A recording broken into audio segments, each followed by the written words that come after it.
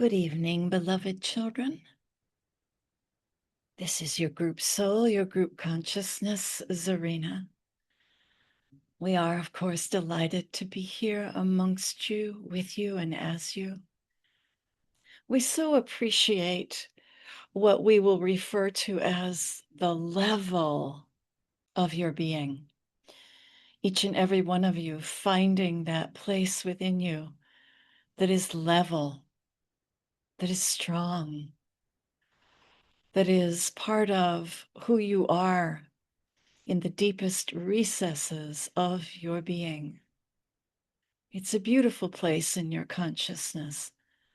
And we notice tonight that each and every one of you have beautiful, ready access to this level plane of consciousness, this place of beautiful neutrality, where you're able to rest, where you're able to take a time out, a beautiful, level, sweet, and soft plane. And we appreciate it because, of course, we are you. And it's nice to be on the level plane. Nice to be here. Nice to be in an energy of equanimity, of fairness, where there is no hierarchy. There is only us and our great, deep, and abiding, and always love for each other. So we appreciate the level, and we appreciate you. And we are in the midst of gathering some teachers who would like to speak to you about what it means to incorporate the level in your being, a place that is boundless and easily accessible and always peaceful. And we are being greeted now by our lovely dear friend, the Master Saint Germain is here. We are going to step aside and give the Master Saint Germain time to speak. Good evening, dear ladies. I'm always so happy to hop on in and spend earth time with you, although I'm always spending what you call time with you. I'm always here in the etheric, walking alongside, listening, considering all of your points of view. And so when your dear collective consciousness, Serena, was talking about the level of your being, I was reminded how so many times in my beautiful, vast, adventuresome experience of being a human being, I used to love to go down to the shore at low tide and see that long, level expanse. You know what I mean, don't you? When the tide is low and you can see so clearly a beautiful, long expanse of beach, and all kinds of treasures pop up that maybe you weren't aware of before. And it truly is a wonderful thing to walk along a level beach at low tide and feel into that deep ground of being.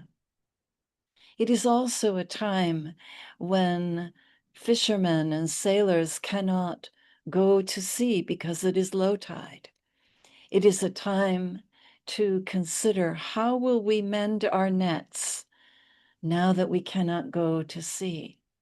And for many of you, and not just you, my dear sisters, but many of you on the planet right now are having what I would call the low tide experience, where you are thinking deeply about, what does it mean when I can't go to sea, or I'm not going out to sea just yet, and how the time I spend mending my nets, in other words, mending consciousness, how that can be seen as also a very useful time. It may not seem like the most exciting time, even though, of course, on your planet, many amazing, what you might call exciting things are happening, although war is a horror, and we understand that none of you consider war to be particularly exciting. But there is momentousness in the energy, is there not? There are so many shifts, so many peaks, and so many valleys, and yet human consciousness, for so many of you, are experiencing what I would call the valley, the low tide, the level place in being, and taking this time to mend the nets, to mend consciousness. And in that mending, of course, incredible strength comes. Not only are we mending our consciousness and mending our backstories and mending our histories, mending our relationships, but we're also mending our dreams. And we're mending our ability to resurface with our dreams, because soon and very soon, all of us will be piloting ourselves forward into that next adventure. And it will be high tide once again. And it will be time to move out to sea. And what that will look like will be different for each and every one of you as individuals. It will mean different things to different people, but the energy that will be accessible in just a little while, the energy that will be successful, that will be accessible, I should say, is a kind of energy that allows you to float your boat and get yourself oriented and moving. And so high tide is indeed coming. And while we are at low tide, humility counts. And we've talked to you, you beautiful souls, we've talked to you about humility before. We just remind you that staying level, staying close to the ground, mending your nets, being courteous, being kind, little tiny baby steps, all of this is a part of this particular time that you are in. Those of you who are light bringers, and all of you are light bringers, those of you who made the commitment to come in and hold light as the earth wobbles. And indeed, the earth is wobbling. Indeed, as you know, the world is undergoing incredible shifts of energy. So what you do during this time, and I should say what we do, because I'm doing it right with you. Just because I'm discarnate doesn't mean that I'm just as involved consciously with the same kinds of methodologies that you are. I am also at low tide right with you. We're all sitting at low tide. Those of us who are committed to bringing light where light appears not to be. Those of us who've made that commitment. And so I am also mending my nets. I'm doing that with you. And what this also means, dear ones, is that you will see a lot of the older teachings resurface, but come up in a very different way. So, for instance, you will perhaps hear my own philosophies, my own teachings come forward, but with a new twist. Come forward, but slightly evolved. So, any teachings that I have brought in about the violet flame, about what it means to alchemize a situation, pay attention, because you will notice that as these teachings of mine, well, they're not really mine, dear ones. They're not really mine. I just focused on them for a time, that's all. They belong to all of us. But as these teachings come back and forward, they will be translated in such a way that they're just a little different.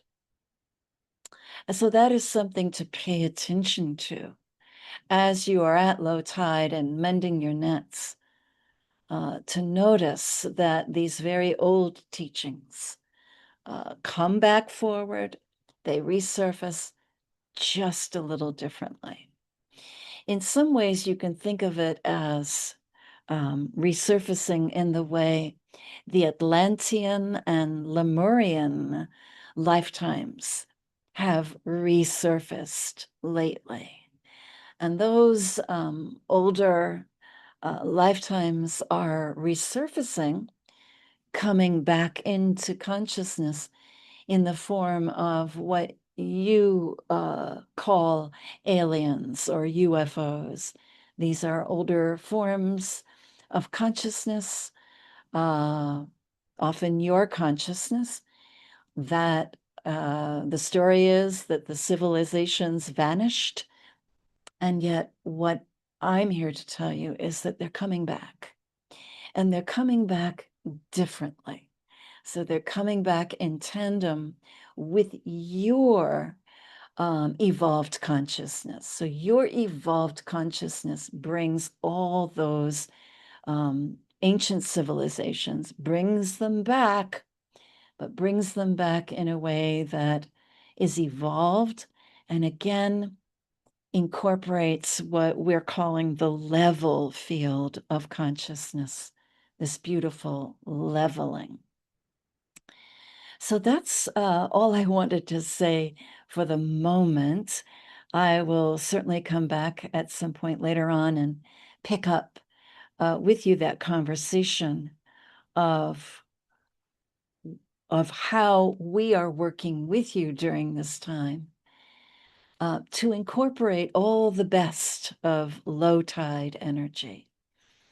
And one more word, as many of you would know this already, but let me just say it out loud, that one of the outcomes of low tide energy is what you on the earth plane call depression.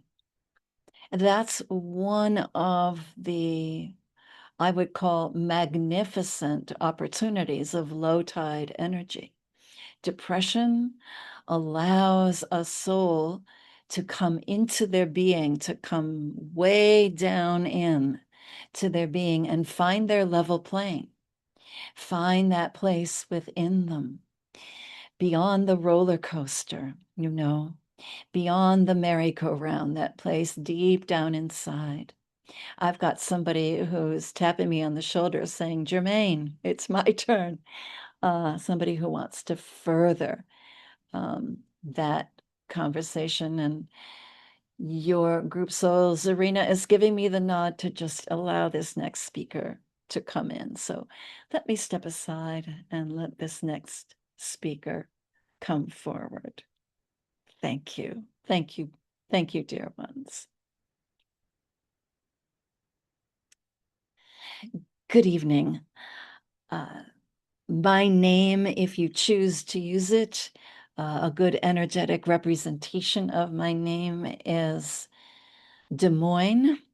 I know you think of that as perhaps a place, but it is actually a good representation of the frequency that I inhabit, part of the level plane, if you will. I wanted to pick up on what our lovely brother Germaine was talking about low tide and the level field. And something that I've been working with many of you on. And I was a healer, you see, in my earth life, many, many incarnations as a healer. And I began primarily working with rocks and allowing the energy of rocks to create incredible shifts in healing. And one of the things that that impressed me lifetime after lifetime was the desire that every single soul has to come back to what the soul will call home, to come home, the home bringing mission. A home bringing mission is something that I've been involved with for centuries. It's been picked up by different groups over different times, and then just as quickly been dropped. But the energetic frequency of it has always been around. The helping of every single soul, every single sentient being, but every single rock and flower, every single molecule of air and water, all of creation, to come to its senses and to come home. And you have that beautiful story called The Prodigal Son, in which we have a soul that has wandered way, way out into the far country and is incredibly homesick and realizes that they're starving and they're spiritually bereft and desire more than anything to just come home.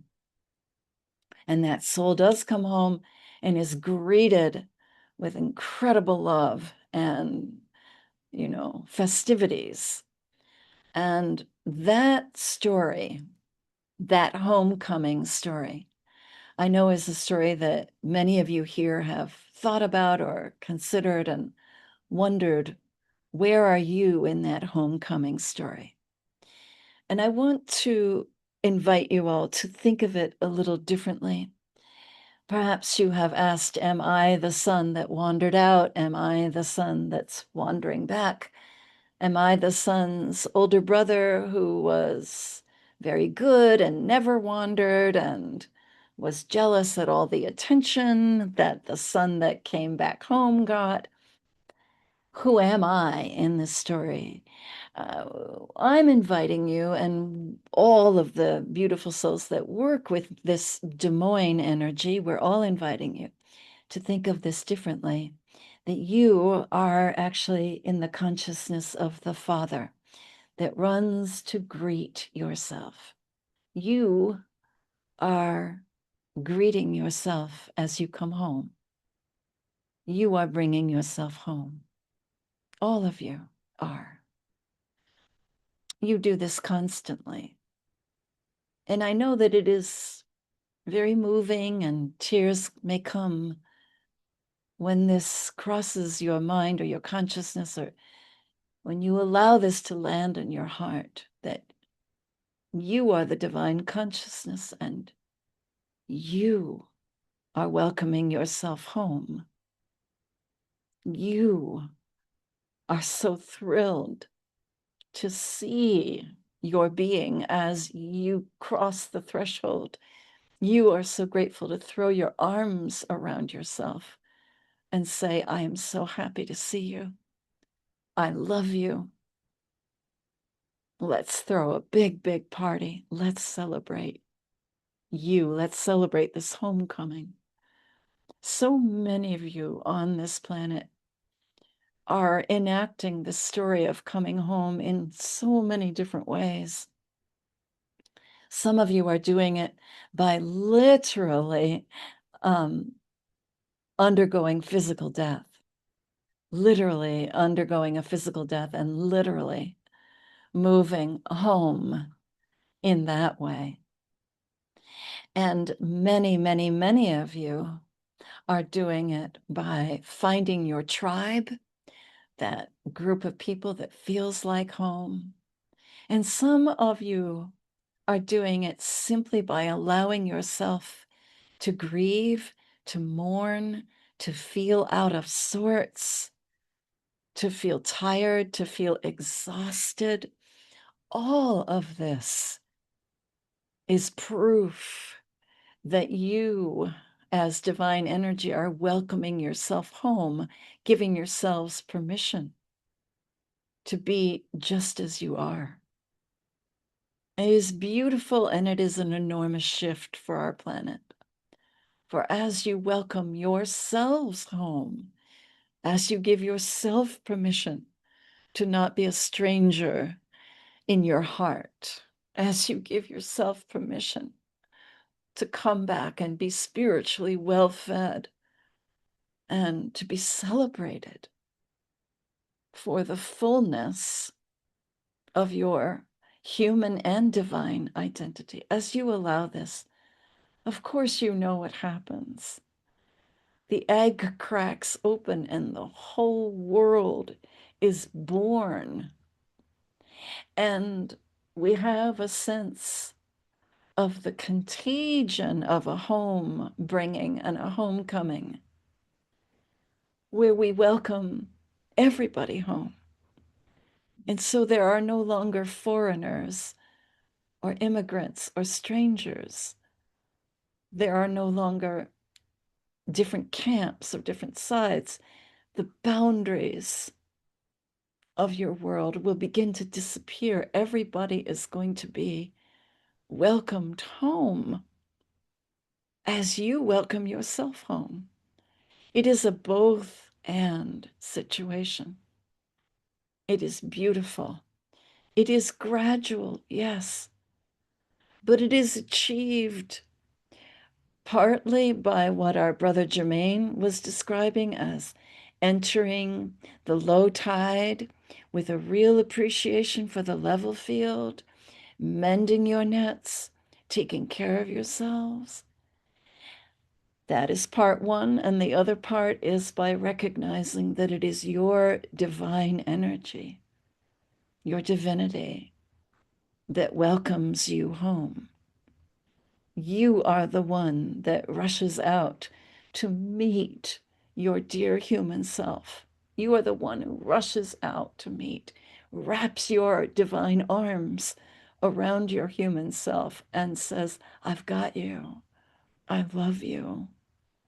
I'm so happy you're with me. It's a great healing, my dears. It is an alchemical healing. And it truly is a leveling. Because, of course, and many of you have already arrived at this conclusion, but once everybody is home on the planet, the field is level, isn't it? Once everybody is home, there is no rich or poor. There is no also ran. There is no exclusion. Everyone is entitled to be welcomed home. Everyone is home.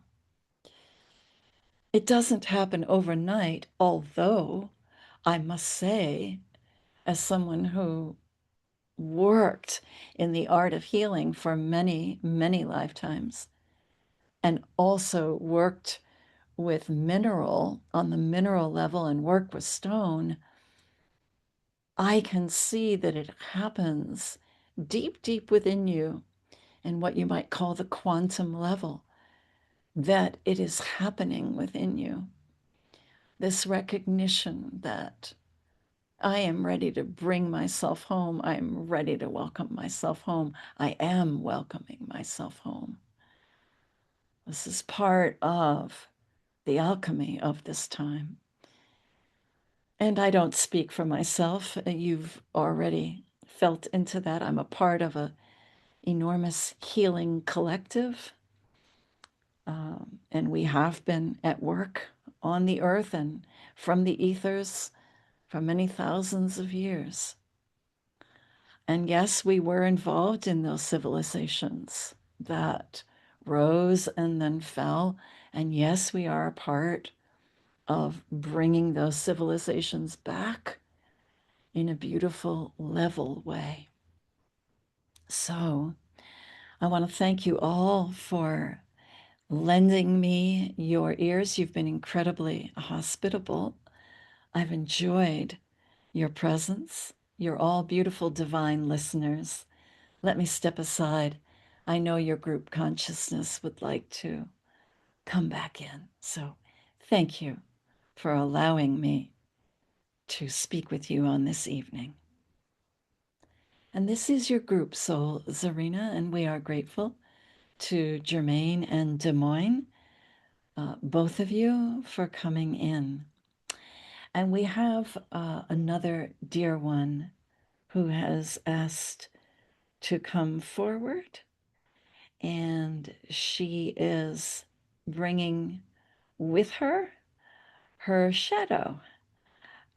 We're going to let her speak for herself. So we're going to step aside, and this dear one is coming forward. Um, Hello. Um, well, when I was on the earth, I was not a famous person. I was actually quite an ordinary person. My name was Sally, and I spent my life working in a factory, and I really didn't do anything that was considered to be important. But I was drawn in, and I kind of can't believe it, but these masterful energies asked me to speak about something. I don't think I have any authority to do so, but they're telling me I do. So my name is Sally. I worked in a factory. Um, I worked in a factory my whole life in a place called Woonsocket, Rhode Island. And while my life was really boring and what you might call low tide, there was something that I did every single day that evidently did something and was important. And I've been asked to share that with you. So I've never shared this before. I've never told anybody about this before. I never told my siblings. I never told my children. I never told my grandchildren. You are the first people that I am sharing this with. So you can understand why I'm a little bit shy about this. What I used to do was stand beside this flagpole that we had in the center of town on my way to the factory and on the way back, because the flagpole cast this really enormous shadow. And I was always interested by that shadow. And what I liked to do was stand by it, stand by that flagpole, and imagine my shadow mingling with that flagpole just for a brief moment. I would do this twice a day on my way into work and then on my way back. And it comforted me.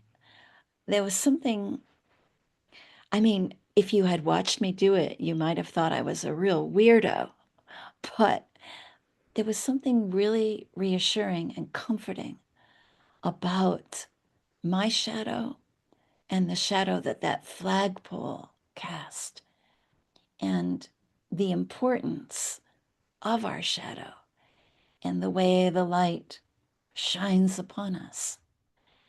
And I learned a lot from that flagpole.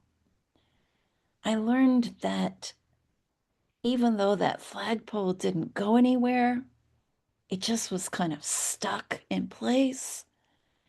It didn't talk, it didn't sing, it didn't write anything, but it was there, kind of marking the angle of the sun. And that was enough. That was enough. And over time, when I would stand there for those few moments, because really this would just be like a couple moments and then I'd move on, but I would always check if the sun was out to see my shadow. And whenever I saw that shadow, I'd get so excited. Like, I have a shadow. Years and years and years later, I mean, lots of time later, after I left the planet, my angels gathered me and said, "Do you have any idea what you were doing all those years when you would look at your shadow and think about your shadow and think about how lovely it was that you have a shadow? And I said, no, I had no idea. And the angelic, all these lovely angels said, well, you were blessing your humanness. You were blessing the fact that you were a human being living an ordinary life, living a life at what I think the other speakers might call low tide, you know, mending nets. And then that very ordinary life, you were still casting a shadow, and your humanness mattered and matters still. And actually, the flagpole that you were standing next to, with its much larger shadow, really could not hold a candle to your shadow, which was constantly changing, shifting, rearranging itself. Now, I had no idea that what I was doing was spiritually a kind of ascension, or that it made any difference for me. When I found it out, I asked my angelic, did it make any difference to anybody else? And they said, yes. Didn't you notice that you had a way of making everybody feel as though they were right on time? Didn't you notice that in your life you had a habit of saying, you're right on time. I'm so happy to see you. Or this is the perfect time for you to call. Oh, this is a great time. Thank you for showing up right on time. That you were like a sundial, reassuring people of their timing. Again, I had no idea. Well, I know it now. And what I wanted to say to all of you is that the shadow that you cast is beautiful. Sometimes I hear you speaking of your shadow self like, oh, that's a negative thing. I hear you saying, oh, I'm working on my shadow self.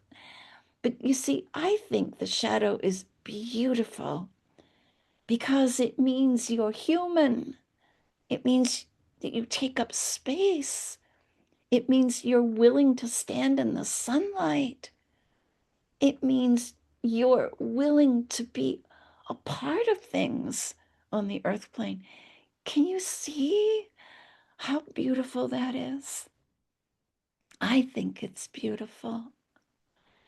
And so I know one of the reasons why they had asked me to come on is they were hoping that I could convince you to think of your shadow differently, as something to be proud of, really proud of.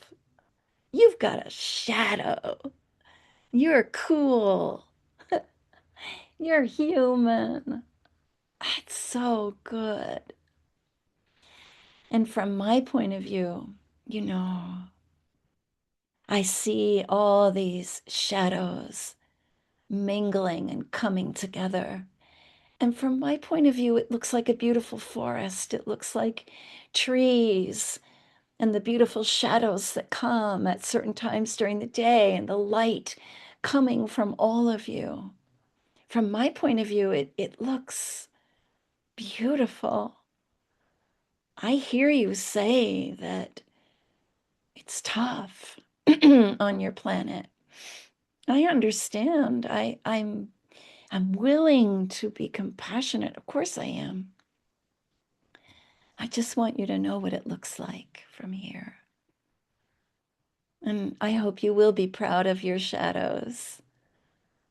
And I think they're beautiful. So, wow. This turned out better than I thought. I almost didn't come in because I really didn't think that I was the kind of being that you would want to listen to, but you did. And thank you. Thank you. for hearing my story. You beautiful, beautiful human beings. Okay, I think I move off to the side now. Thank you. This is your group soul, Zarina. And we are grateful to Sally for coming in and sharing her story of the shadow and how beautifully she was able to translate her life story in a way that had great meaning for us. And so we thank you, Sally. And we do have one more speaker who has asked to come forward. The beautiful Kuan Yin is standing very still, and she would like to have audience. And so we will step aside.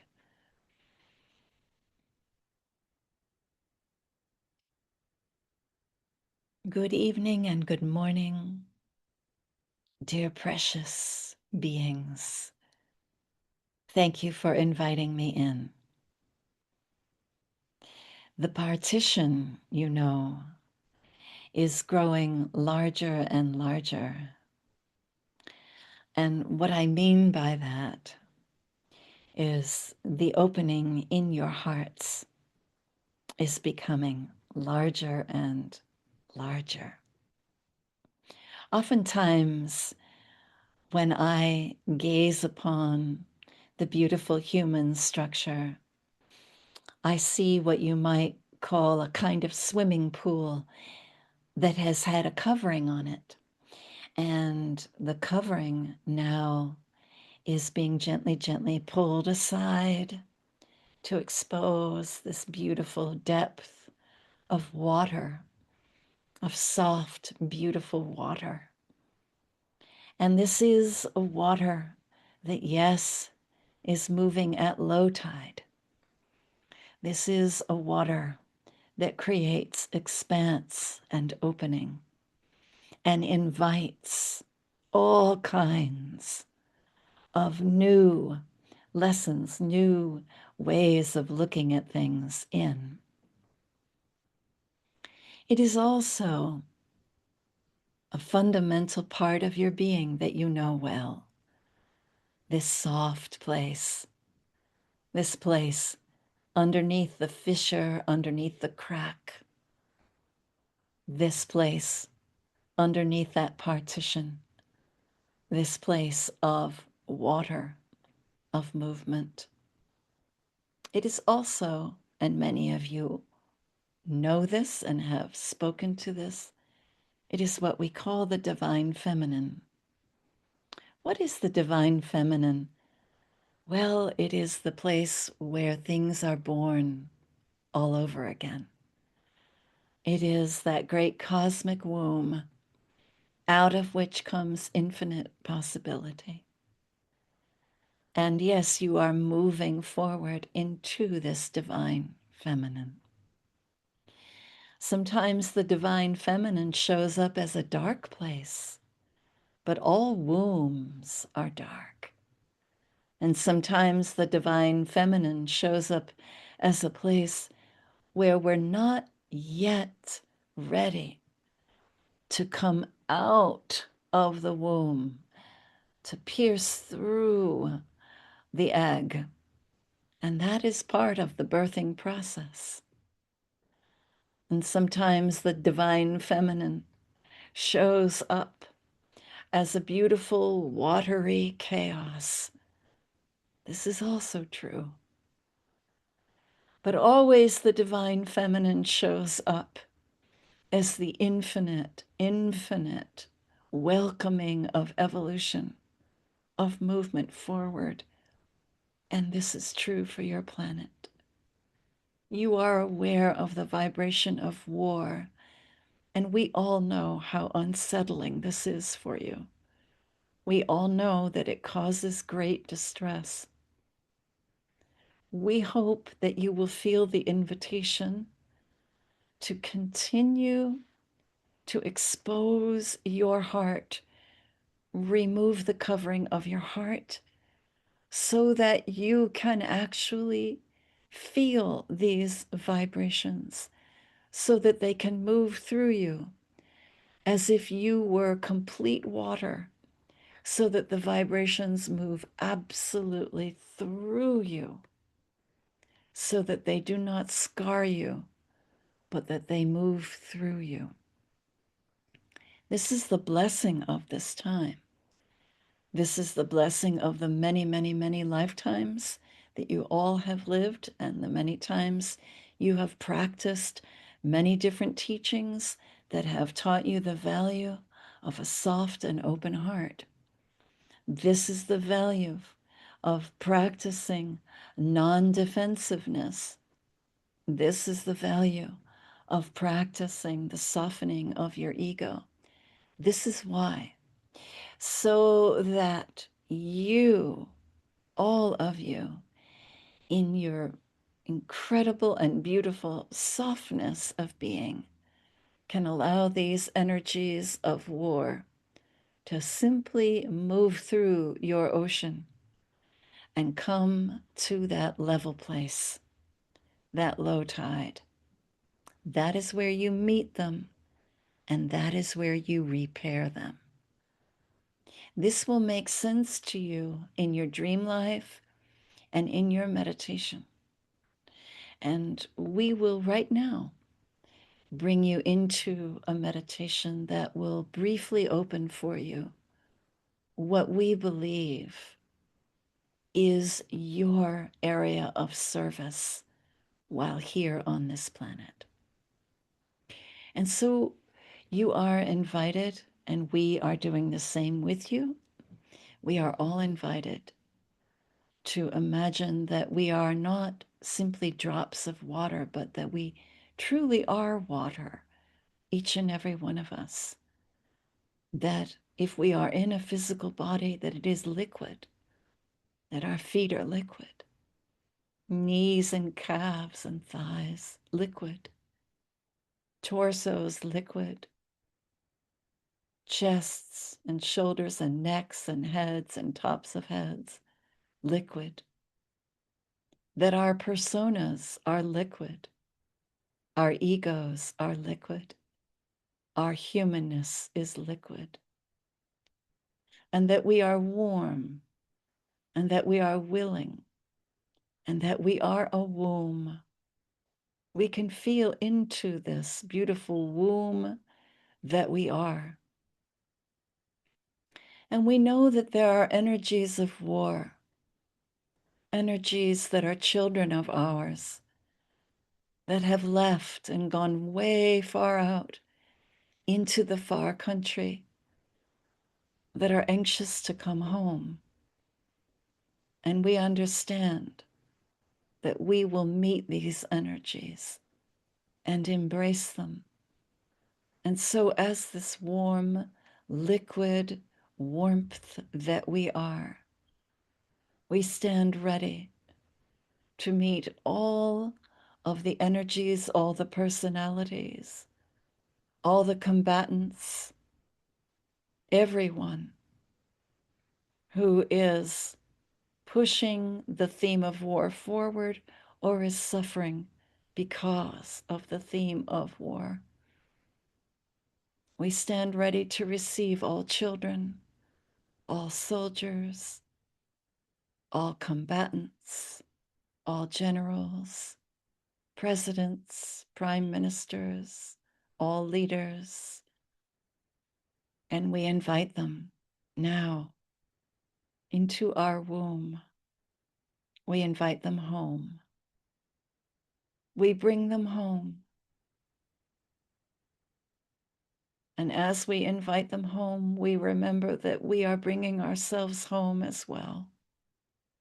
Each and every one of these soldiers and civilians and children and generals and presidents, they are all versions of ourselves. We can recognize them.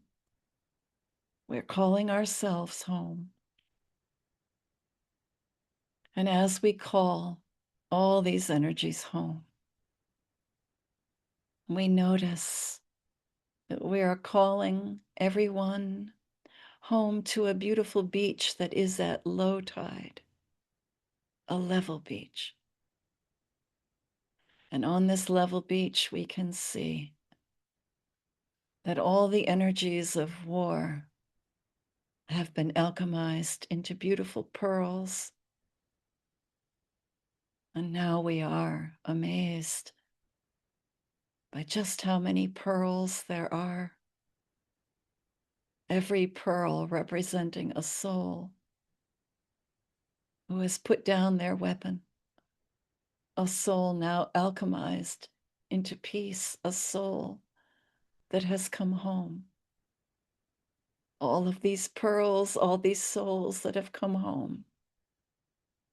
This is our home bringing mission. And yes, we are mother. And yes, we are father.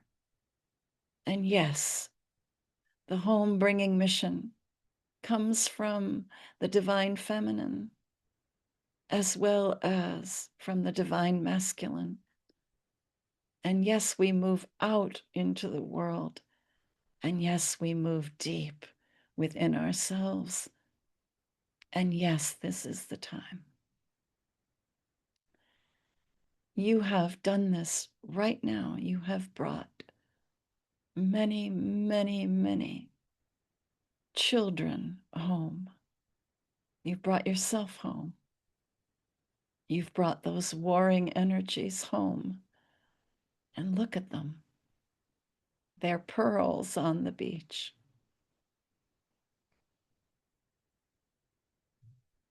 You are essentially liquid anyhow. You know this. Your body is wonderfully liquid. And so as you gradually bring yourself back and put the barest parameter of skin around your liquid self, you can know that you do so honestly, that you put a very nice thin covering around your liquid feet and ankles, your liquid calves, your liquid knees, your liquid thighs. Very thin, beautiful covering. Your liquid torso now has a lovely thin covering around it, enough so you can walk around. Your liquid arms are nicely covered in something very thin and pliable, plastic. Your liquid neck and liquid head, all covered in something very easy to navigate, very thin, pliable. So you retain your liquid form even as you very, very slowly bring yourself back into waking consciousness.